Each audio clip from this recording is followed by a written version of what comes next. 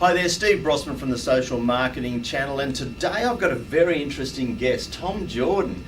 I don't know how we're going to get through what we want to talk about today, but welcome along and thanks for coming in today. Thank you. Now, let's start with this. You're the author of 16 books, 7 of Yes. which are business-related books. Yes, correct. But your last one is about Gadian. Yes, it's about the ancient philosophy from the Middle East, from around 8,500 BC. Plato spoke of it in his lectures about Atlantis.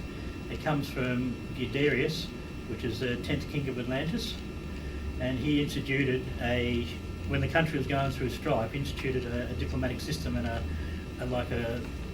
Fascinating. Yeah, and so I've detailed the cultures that the Middle Eastern countries have dealt with for the last 8,500 years, both in social, in business, and in personal.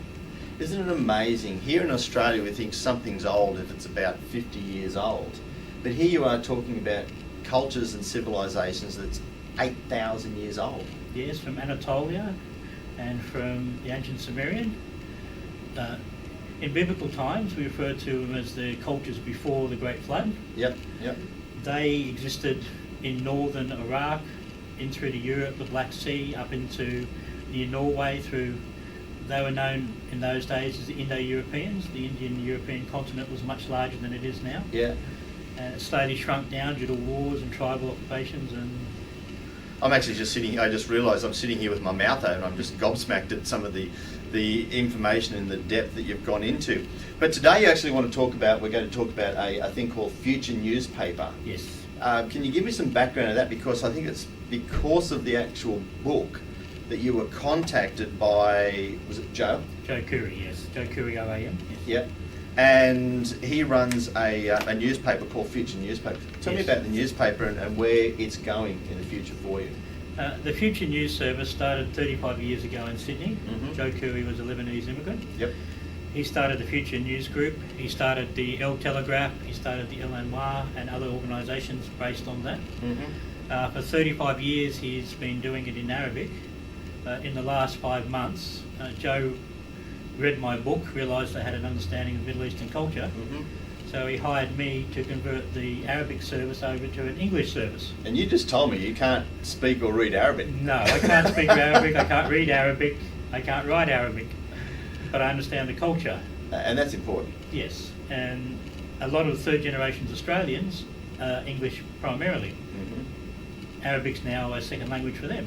Right, okay, so we're finding them using English as their main language, but Yes. the paper has predominantly been in Arabic, Yes.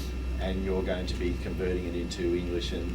And we were just discussing that now you're going to be starting to use some of the electronic formats and some of the social media formats to get the message out there. Can you explain some of those?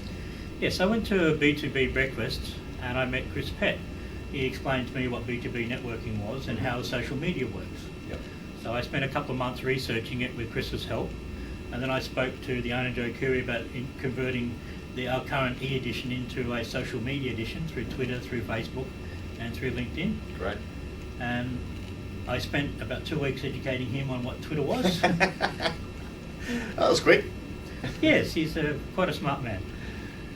And then we organised with Chris to come together with us to use the social media to broadcast both our news, Mm-hmm. our videos, Yep. our live interviews and recent updates through Twitter. Fantastic. So from just writing a book, being contacted about the contents of the book, you're now working with the business to translate this, and now taking it all to the masses out there via social media. Yes. That's got to be pretty exciting. Oh, it's very, very exciting.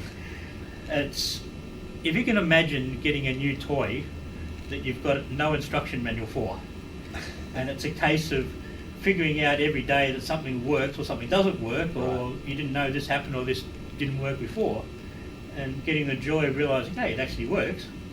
Well, that's what it's a bit like at the moment. Yeah, I can see the excitement on there, and using social media and social marketing can be like that, because every time you turn around there are new opportunities Very to much be able so. to take what you have just as a single person or as a single newspaper out to the masses and engage them in a two-way sense. I guess that's a fantastic thing for the newspaper to have as well. Yes, it's a very good advantage for the newspaper. It's a very good advantage for the journalists who work for the newspaper, because before they were bound by cultures and barriers. Yep. Now they're not bound by cultures and barriers. Someone who is in another country that doesn't even speak Arabic wants to know what's happening in the Middle East. The journalist then has to be able to relate that in understandable terms to that person. So you've got to overcome the cultural barriers and the country barriers, social barriers. Fantastic. Well, you've got a few hurdles, but it sounds like it's very exciting times for you. I wish you all the best. I really do thank you for coming in, because it's opened my eyes to some of the things that's going on out there in the whole of the world out there, and I do appreciate you coming in and sharing some of this knowledge with us and with the people on the social marketing channel. So thanks very much, Tom. Thank you very much for having me. And we look forward to reading the newspaper in English one day, real soon. Yes, you can read a few more pages in their English now.